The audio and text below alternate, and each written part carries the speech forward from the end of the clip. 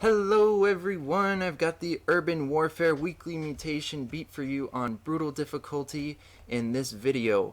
So, the Urban Warfare Mutation is: the city is a dangerous place. Unseen assailants lurk around every corner and the streets are littered with deadly hidden traps. Even the buildings themselves seek to strike you down. Move quickly and carefully and always watch your back. So this weekly mutation is on the Rifts to Korhal co-op mission, and that has 3 mutations. The first one is Photon Overload, which all enemy structures attack nearby hostile units. That absolutely sucks. Minesweeper. Groups of Widow Mines and Spider Mines are buried throughout the battlefield. And for those of you who don't know, that means that they are stealth. You cannot see them unless you have some type of detector. For example, with Vorazun, we're going to be using oracles to detect those Spider Mines and Widow Mines that are buried. And there's a lot of them. So pay attention when you're moving around. You can, if you're not paying attention, they'll get your Oracle, and then all of your Dark Templar that you're using are not going to be able to end up killing those anyways because your detection's dead. And then your final mutation is We Move Unseen, which is all enemy units are permanently cloaked. Now that really sucks. So you have to make sure your detection's alive, otherwise you're not going to be able to do a darn thing. They're probably going to end up killing your entire army if your detection dies. You have to be really careful about that. So, once again, the bounties are here with the same amount of experience for each difficulty. So, if you get it beat on brutal difficulty your first time, you get 185,000 total bonus experience. You can beat it on any difficulty first if you want, but every single time you beat that lower difficulty, you don't get that base experience. So, if you beat it on casual, that 25,000 bonus experience is gone the next time you beat it on a higher difficulty. So, all of the bonus experience is there, and as you can see, we're going to be playing as Vorazun. So in my power set 1, I've allocated all of my points into the Dark Pylon range, and now I have plus 36% increased range on that. And then power set 2, I've got Shadow Guard duration, which is plus 9 seconds. That's really helpful in this mutation. I'm going to be using my Shadow Guard a lot, and they're really going to help with the beginning waves, and a couple of the Void Shards that I'm going to be taking down. The Shadow Guard's going to come in big handy, especially when some of my Dark Templars start to die. My Shadow Guard's going to be there as well to help. And then in Power Set 3, I've got all of my points allocated into the initial and maximum Spear of Adun energy. So I have plus 51 starting Spear of Adun energy. And that's pretty darn huge because that means that you can use your Shadow Guard right from the get-go when you start playing. Now, my teammate is going to end up being Swann once we get to the next loading screen, and my teammate is actually going to end up being Spanish. So we have a little bit of a language barrier here. I try to start talking to him, and all he says to me is Spanish in all cap letters. So I understand what he's saying, and I'm not going to be able to speak to him. I know a little bit of Spanish. I've taken 2 classes in high school, and that was it. So as you can see, his name is Venganza, and he's mastery level 69. And yeah, once again, I'm level 53, so he's got me beat by a good, 10, 16 levels. I really need to start leveling up my mastery levels a bit more so I can start catching up to all of these guys. Now we're going to start getting things going, and I'm going to start making some probes. I'm going to throw down a pylon pretty quick here, so I don't get, well, I am going to get supply blocked, but once I get that pylon down, then I'll continue making those probes, and as soon as I have some more income, I'm going to start throwing down assimilators on all 4 of my Vespene geysers. The reason for that is your assimilators are automatic harvesting. So if you throw them down on those ones that are at your expansion right away, you don't even have to have a nexus by them to get those probes to go back and forth between the geyser and your nexus. It just automatically harvests that gas for you, and you don't have to worry about it. And I've even seen some people throw down assimilators on all 6 of these open geysers right from the get-go. And when I say 6, I mean the 2 open Vespene geysers that are at your teammate's expansion. As long as your teammate's okay with it, you can throw down assimilators on those, and then once they're ready to finally expand, then they can destroy your assimilators and throw their own harvesting gas building on it. So if it's an extractor for the Zerg or whatever, or the refinery for the Terran, whatever it may be. But as long as your teammate's okay with it, I would definitely throw down those assimilators on your Vespene Geysers. I did not know my teammate very well, and he spoke Spanish, so I wasn't going to take the chance. And I just threw down on my 4 Vespene Geysers.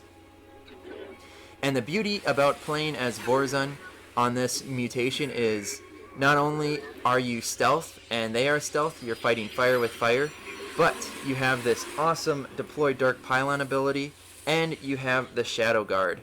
And the Shadow Guard are going to just completely obliterate the beginning waves for you. You don't have to worry about making any units or about the beginning units slowing you down, killing your probes, destroying your buildings, any of that stuff, because of the beautiful Shadow Guard.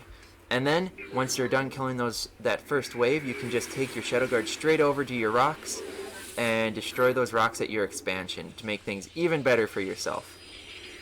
And then, if you have enough time left on your Shadow Guard, you can bring them over to your teammates' rocks. Make sure to use blink so they can travel a little bit faster, and try to take those rocks out for your teammate as well. I'm going to get a couple hits off, but I'm not going to destroy my teammates' rocks, unfortunately. And as you can see, I've thrown down a forge already, and I'm already starting to get another forge, and I've got one of my upgrades going. I believe it is my ground melee attacks upgrade, or my ground weapons level 1 upgrade. And then I believe my next upgrade I'm going to get is shields level 1. And I'm going to throw down a 3rd forge as well. I'm throwing down the 3rd forge just because I want to be able to get all 3 of my upgrades from that forge at the same time. Those upgrades are ground weapons level 1 through 3, ground armor level 1 through 3, and then shields 1 through 3. And remember, shields from your forge affects the shield of everything. Shields for your ground units, your air units, and your structures. So that's probably one of your most effective upgrades that you can get for while playing as Protoss in general. And as you can see, I've built a couple of zealots here, and I've just threw down those zealots just for some extra support for my teammates' defenses and my photon cannon at that ramp there, just because. Just in case the wave's a little too strong, they've got a little something extra to squish or to wall off those units before they get to those defenses. And something really important I did is I used that Dark Pylon to cloak everything at this ramp. So they're going to focus, the enemy units are going to focus on that Dark Pylon before they get to anything else, unless they have an Overseer. On this wave, I don't think they have an Overseer yet, so they're going to keep on trying to run through this little gap right here. And as you can see, my Zealots are doing a really good job of kind of blocking them, and those units just got obliterated. Those Banelings didn't even really do any splash damage to those structures, so that worked out really well for us. Now, for those of you who don't know, the Deploy Dark Pylon ability warps in a Dark Pylon, granting supply and power. And this Dark Pylon also cloaks nearby friendly units and structures. And then the best part about it is friendly units cloaked by the Dark Pylon deal 15% more attack damage. So that's really big for this beginning couple of waves when your defenses and your teammates' defenses and units are inside that doing damage to enemy waves. As long as you can defend that pylon, you're going to be good to go. Now with those mastery levels that I have and the skill set points that I put into it, it increases the cloaking field power range by 36%, and I talked about that a little bit at the beginning, so that's pretty good. And this ability, Deploy Dark Pylon, has a cooldown of 60 seconds. So every time you use it, you have to wait 60 seconds to use it, and it costs 25 energy. Now, there's also 3 other abilities for Vorazun. There's the Deploy Shadow Guard ability, the Black Hole ability, and the Time Stop ability. Now, I'm going to cover a little bit more information on the Deploy Shadow Guard ability just because that's the most important one in this mutation, I believe. I mean, Time Stop's good, and so's your Black Hole ability, but I really think Shadow Guard's probably one of the most helpful ones just because, you know, you get four Dark Templars that are super strong, and they've got a ton of energy, and they move really quick, and it's just really good. It kills everything around them. But you can deploy 4 Elite Dark Templar with this ability at the target location, and they last for 69 seconds. And that's increased because of the extra 9 seconds that I get from my mastery levels. So normally it's 60 seconds, but yeah, 69 seconds. That's a really long time. You get them for over a minute. That's why they're so good. And that costs 50 energy every time you use them. But as you can see, as I was just talking about, I just spawned those Shadow Guards, and I wasn't ready for it. My photon cannons wouldn't have been able to handle all of those enemy stealth units, but Shadow Guard comes in and then kills all of those units right away. And as you can see, like I was talking about before, all of those forges are pumping out those upgrades. The melee attacks, or the ground attacks, the armor, and the shield upgrades. And one of my Shadow Guard right now was actually bouncing off of a stealth unit. It's really hard to see the stealth units. It's not like multiplayer where you can kind of see cloaked units like Dark Templar and Overseers, or Observers, I mean, for Protoss. It's a lot harder to see those units, and I even find it kind of difficult to see the little patches where the Widow Mines and the Spider Mines are hidden. But yeah, you gotta be careful about that, and you can't. Your units will move around those stealth units automatically, but every now and then you'll find a glitch where your units just kind of get stuck. So you have to pay attention to what your units are doing. And I will talk about the black hole ability really quick here.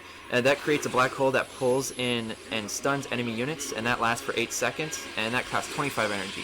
So that ability is really important because when you activate your time stop, which I'm going to show you what I'm going to do here, I'm going to activate time stop, I'm going to run into the base, and then eventually time stop's going to end. And all of the units that you didn't kill with your Dark Templar yet are going to start attacking your Dark Templar because there's still going to be detection there.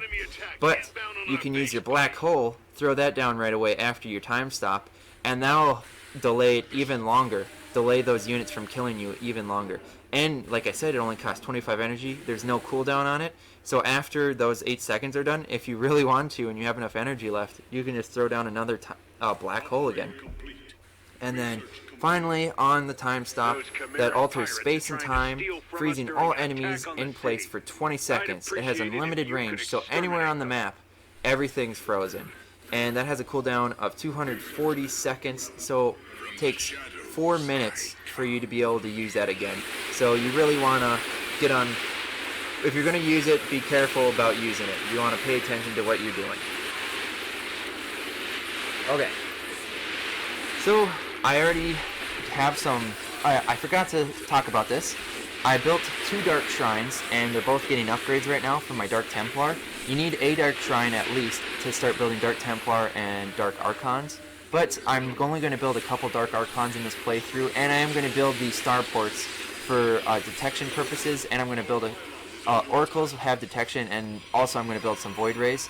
But from those Dark Shrines, there's 3 main abilities that you really want to get, and the very first ability that you're going to want to get is called Shadow Fury, and that ability allows Dark Templar to jump from target to target, dealing 20 damage, plus 15 versus light. With each jump, it hits 5 times. That costs 200 minerals, 200 gas, and has 120-second research time, so it takes 2 minutes to research that. So if you get it right away, the sooner you get it, the better, because it takes 2 minutes to get it. But that's what allows your Shadow Guard and your Dark Templar to warp around like you see them when they first initially attack an enemy unit. And that's the biggest amount of damage that they're going to do, is from that Shadow Fury ability. It's really huge. And now, as you can see, I'm starting to go for these Void Shards because we're running low on time. We only got 3 minutes left. And I'm just walking straight in here, and I'm using this. I'm just walking in here, and I'm manhandling this enemy base because I have Time Stop. Time Stop is so strong. It freezes everything. Doesn't matter if it's a hybrid or not. Everything is going to be frozen. And my teammates realized what I was doing, so he dropped in his combat drop at the same time. So Swann has that ability, a combat drop, which calls down 4 Ares and Warbots, which stun enemy ground units in the drop zone. And those Warbots are controllable and can fight for 60 seconds. So that's really huge, and you really want to make sure that you're taking care of that. Not taking care of that, but you really want to make sure that your teammates, if he does speak the same language as you, he drops his abilities in at the same time that your abilities are going in. So if I'm using Time Stop, my teammate should be using his Ares ability at the same time. So now he's got some Science Vessels. For those of you who don't know, Science Vessels for Swann provide detection, and for Protoss or Vorazun, I'll have to be getting those Oracles to provide the detection. So, as you can see, now I'm moving around some of my Dark Templar. I'm bringing over my Dark Templar to help out my teammate. He's kind of struggling to get his expansion right now, which is kind of unfortunate, but I'm going to help clear out some stuff for him. And I lost my Oracle. So this is what I was talking about. If you're not careful with your microwave of your detector, you're going to end up losing your detector, which kind of stinks. And when you can, make sure to use that Dark Pylon or Deploy Dark Pylon ability, just because it's really helpful just to have a pylon, you know, out in the open with you, and to help actually, you know, not out in the open, closer to the enemy units. And if you really were more effective than I was being right now, you would bring over a probe and then spawn or warp in an actual pylon, not just deploy a dark pylon using your energy. I'd say it's better to save your energy for your black hole abilities and your shadow guard abilities. And once again, time stop doesn't cost any energy, so you don't have to worry about spending energy on that. And what I'm doing right here is I'm just clicking one unit at a time. I mean, there probably are better ways to micro than this, but I'm finding that clicking my Dark Templar and then telling them to move one place, and then clicking my Oracles and telling them to follow behind is ending up working better. And now my Oracles are starting to be in trouble because there's a ton of these Scourge that are attacking them. I'm trying to run them away so they don't get killed. But I'm going to end up losing them anyway because the darn Viper used its... I think it could have been Parasitic Cloud or Blinding Cloud. I can't remember which one it was, but either way, I've now lost all of my Oracles that I had, and that kind of sucked. But I spawned some extra Dark Archons to be a little bit more tanky and provide some more shield and hit points in my army, just so it's a little bit stronger here. And there's a couple upgrades for your Dark Archons as well, but I didn't really find that you need those upgrades. I'm going to end up getting them, but I'm not even going to use those upgrades. There's Argus Crystal, which is Dark Archons start with full energy, and then there's also Mind Control, which allows a Dark Archon to take control of a target unit permanently. And you know, as good as they are, I just stick to the Dark Templars themselves, because you're not going to have any problems taking down this mission with just your Dark Templar, and maybe throw in like 3 Dark Archons in the back to provide some support. But the real thing you're going to do is what I'm doing right here. I'm activating Time Stop, and I'm running my Dark Templar straight into that base. And then what I do is I use the Black Hole ability if all my units don't die like they just did. That was kind of stinky. Stinky. That sucked. I should have used my Black Hole ability, like I was just saying, right away. Should have used the Black Hole ability to suck up all of those units around those Dark Templar, and I would have finished off those Void Shards right away. But luckily, I still have some Dark Archons, and really luckily, my teammate has his whole army here. He's got his Science Vessels and his Goliaths, and now we're just walking straight into this.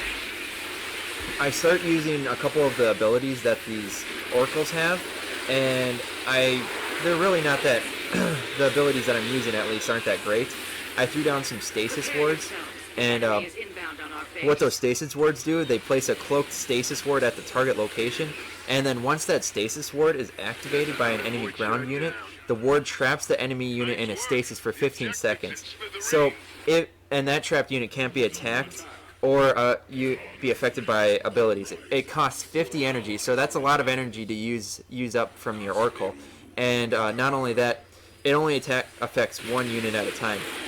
So maybe in a multiplayer match that would be better, or maybe if there was a lot of big units, but since we're playing Zerg, there's a lot of smaller units that aren't as effective, like Zerglings.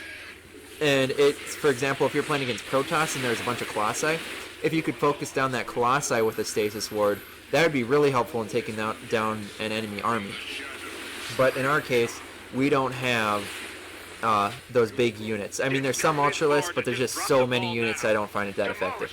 So if you were going to use the energy from your Oracles, I would focus on using the Pulsar Beam, and that charges the Oracle's Pulsar Beam and allows it to attack enemy ground units. So that costs 25 energy initially, but then there's also that 1.4 energy per second drain. So that you can't do it infinitely, and there's no cooldown on it. It's just a matter of how much energy you have on your Oracle, and then you'll be able to use that ability, or not be able to use it anymore. Something really quickly I want to point out, at my expansion, something I did right at the beginning, which was really important, is I dropped down a wall of gateways. And I think that this is something I'm going to do from now on, is wall off my expansion like I did here.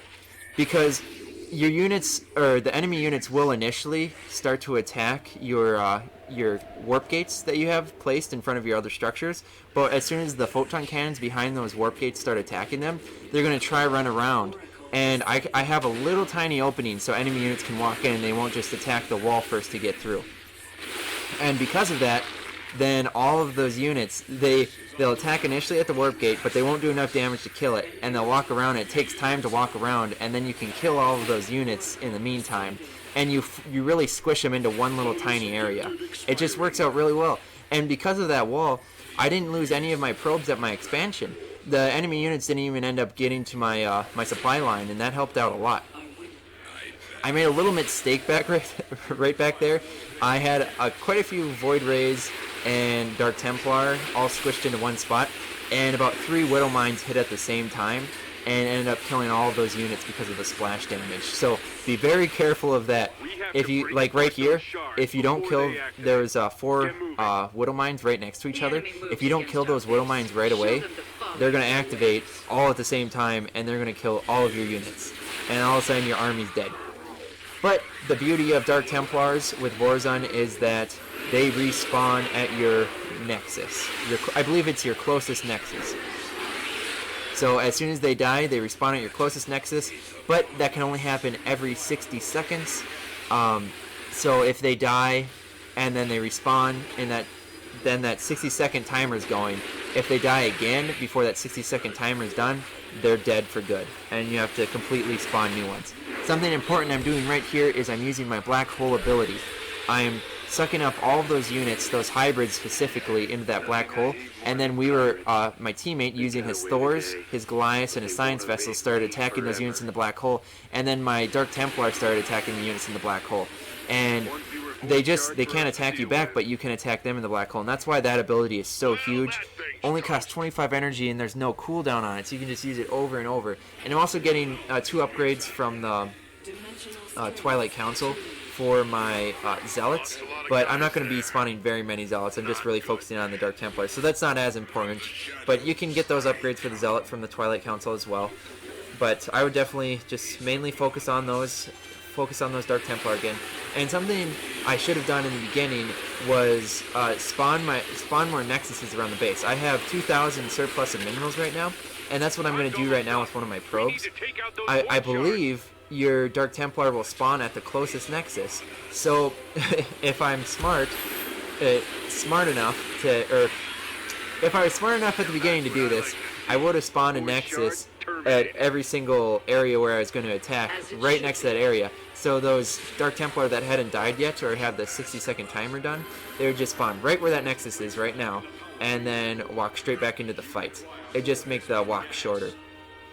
Now you do have to be careful that all of your Dark Templar that respawn have like 1 or 2 energy to start with, so you do have to let them regenerate their shields first at least. So in that sense, it may be better to just let them walk the full distance into the fight again, just so they can get that energy back. Right here, I'm being a little bit careful with my Oracle. I'm trying to detect any Widow Mines or Spider Mines that are moving around, but there aren't really very many things that I was able to detect with my Oracle because I let it die. But I did something really good here. I used that time stop ability again, or not time stop, the black hole ability, and I sucked up all those stealth units that I couldn't see anymore, and my teammate spawned in his areas again, and we were able to finish off the last Void Shard with 19 seconds left in this mutation. And honestly, this was my very first playthrough on this mutation as well, so this one is definitely not as bad as the other mutations when using Vorazun. And if you have a good teammate, that helps too. But my suggestion to you guys is to use Vorazun, use the Dark Templars, and use oracles. As you can see, I threw in a couple of Void Rays in there, and the Void Rays definitely helped. I threw only a couple Archons in. I found them not to be as helpful. I wouldn't waste your time on building Archons. Just go for the Void Rays, or the Dark Templar, the Oracles, and the Void Rays, and then you should be good to go. And make sure you get all of the upgrades from your forges, all levels 1 through 3 for the ground weapons, the armor, the ground armor, and the shields from your forges. And I got those right from the get-go in the co-op mission. I got all of the Dark Templar upgrades from the Dark Shrine, and then the other upgrades that I would suggest before any other upgrade is to get your air weapons levels 1 through 3 and your air armor levels 1 through 3 from the structure that you can get that from. You want to make sure to get those upgrades as well because of your Void Ray. So the Cybernetics Core, that's what I was thinking. The Cybernetics Core has the air weapons level 1 through 3 and the air armor level 1 through 3 upgrades. And those would be the next important if you have the time and the resources left. So there it is, guys. I hope this commentary and walkthrough was very helpful for you, and I hope you can beat this weekly mutation. Post some comments on what you did to beat it, and tell me some strategies that you did to beat the mutation and other commanders that you're able to beat it with. I want to know if anyone can actually beat this mutation with Zagara or an attacking force from Karax. Because you can't really defend very much with this mission. I mean, you're not defending any objective with that Karax would be good at doing. So I want to know what commanders you use to beat this mutation on. And once again, I hope you liked the video, guys. Thanks for watching. I'll see you guys in the next video. It's going to be a campaign video. So thank you for watching.